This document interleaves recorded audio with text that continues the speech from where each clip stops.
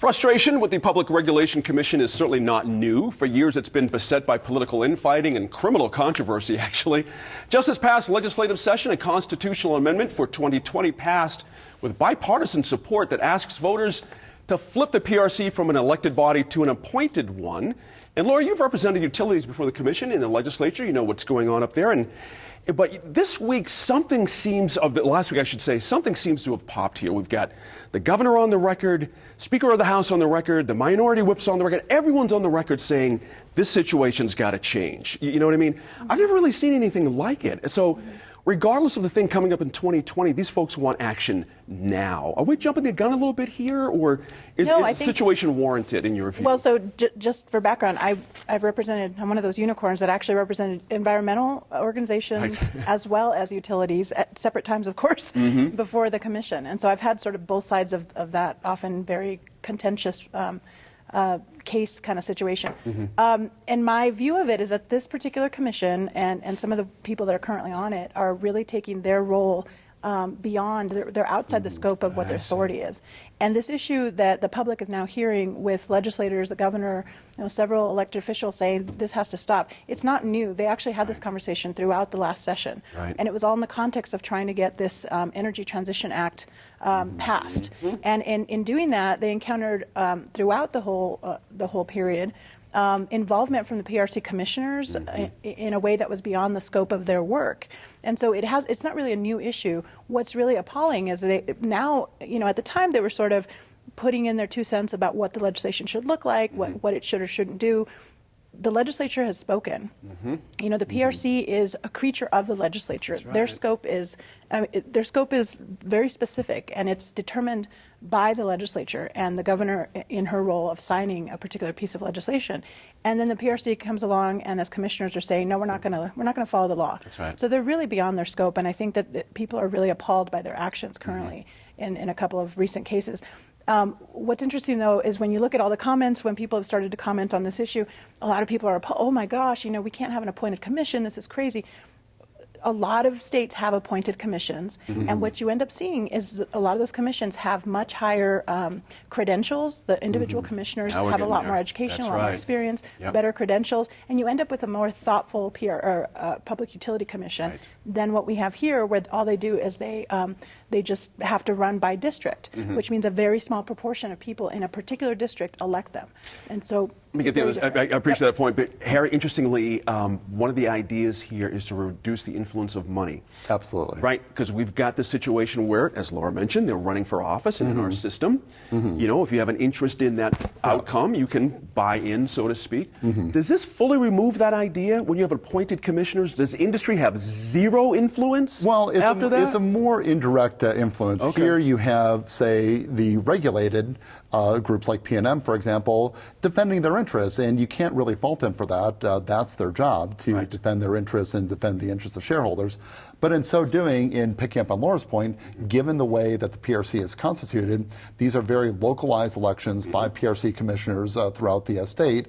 And what aren't we getting? We aren't getting people with the right sorts of credentials. The PRC is not supposed to be off on its own. The PRC is supposed to be applying state utility law, and that's a very technical sort of thing, and it requires people with credentials. So having this move to an appointed commission doesn't take politics out of it all the way, but what it does do is it provides some sort of buffer. You've got groups like Think New Mexico that have really been pushing the whole issue of credentials for the PRC, and you can have a more thoughtful sort of commission that's really going to stay within the bounds of what it's supposed to do. Interesting. They've been very strong on this, Think New Mexico. It's very interesting. Look at the history of what they've been trying to do with the PRC over the last decade. It's interesting. Merritt, the idea that, the state formed the PRC, as you remember back when, to take politics out of utility regulation. And it just didn't work out that way. Well, not when they're elected. Right. And I mean, my whole thing on this is, what if we reformed the PRC legislatively 7 years ago and no one noticed? Oh, wait, that's what happened. Right. I see your point. And it's a key driver in bringing business to our state. It's just tremendous. Today is the day that Spaceport opens its operations center to the public. And, you know, when the Manhattan Project started and Los Alamos started, that was a federal program. This is private sector. Does anybody here really trust the PRC to manage space travel? I don't. Right, right. So I think it's a huge issue, and I think not only do we need an appointed board, we need a board appointed with qualifications relevant to industry trends. Gotcha. I'd really like to have somebody in aviation right now on the PRC, right? Oh, that's an interesting thought. Yeah, that's right. That's right. Because, Tom, swinging at Tom, that could replace some of the duties they have now that legislators want to remove from the PRC, particularly some of the legal stuff, and move it into the courts where it probably should be. Yeah, and actually one of the commissioners, Cynthia Hall, has even stated that fact, that she doesn't quite understand why the judicial function is there. And by means of disclosure, Please. I do have clients who are represented before the PRC, so I'm not able to comment much beyond. Boy, don't we long for the days of the Corporation Commission? No, we don't. No, we don't, actually. No, I'm No, we just don't. kidding. Lauren, pick up on that if you would, on the legal stuff. Taking that out of the PRC's purview, bringing it to the courts. Does that make sense to you as a lawyer? Well, what's interesting is that if you look at major issues that have gone through, at least for one of my former clients, PNM, that has gone through the PRC, so many of those cases that were decided by the commission have ended up at the Supreme Court anyway. And so it often is this cadence where they go through an entirely, 2 years worth of a case. It's then decided, and then it goes to the Supreme Court right away.